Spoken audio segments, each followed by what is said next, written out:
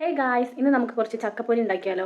അപ്പോൾ കുറച്ച് ചക്ക കിട്ടിയിട്ടുണ്ട്. മമ്മി ഒരു കല്യാണത്തിന് പോയേക്കാണ്. You know guys, my mum has a better social life than me. ഞാനിവിടെ ഡോണ്ട് നോ, പക്ഷേ ഐ തിങ്ക് ഒരു ബെറ്റർ ഫ്യൂച്ചർ ഉണ്ടാവും എന്ന് വിശ്വസിക്കുന്നു. സോ ഇന്ന് അപ്പോൾ സങ്കടമൊക്കെ മാറ്റാൻ വേണ്ടിയിട്ട് കുറച്ച് ചക്കപ്പൊരിയൊക്കെ ഉണ്ടാക്കി കഴിക്കാം. Okay. And I think everyone who choose medical field can relate the same thing, right? So വിഷയത്തിൽ നിന്ന് മാറി നമുക്കപ്പോൾ ചക്കപ്പൊരിയിലേക്ക് കിടക്കാം. അപ്പോൾ അതാ ചക്ക വിടുമ്പോൾ അങ്ങനെ ചുളയൊക്കെ എടുത്തിട്ടുണ്ട്. നമുക്കിതൊന്ന് കട്ട് ചെയ്തിട്ട് പീസാക്കിയിട്ട് എടുക്കാം.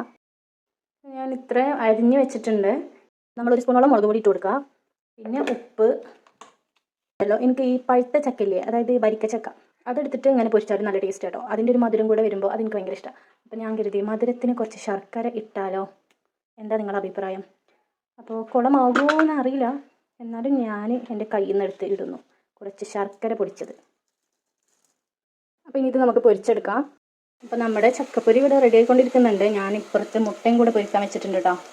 അപ്പോൾ അതാ നമ്മുടെ ചക്കപ്പൊരി റെഡി ആയിട്ടുണ്ട്. ഒരു ഇത്തിരിയും കൂടെ ഉണ്ട്, അത് ഞാൻ എണ്ണ വരാൻ വേണ്ടി വെച്ചിട്ടുണ്ട്. ഇതിൻ്റെ പ്രശ്നം അതാണ്, കണ്ടില്ലേ, എണ്ണ കുടിക്കും. പക്ഷെ നല്ല ടേസ്റ്റ് ഉണ്ട് കേട്ടോ കഴിക്കാൻ വേണ്ടിയിട്ട്. അപ്പോൾ ഞാനിത് കഴിക്കട്ടെ. Okay, by.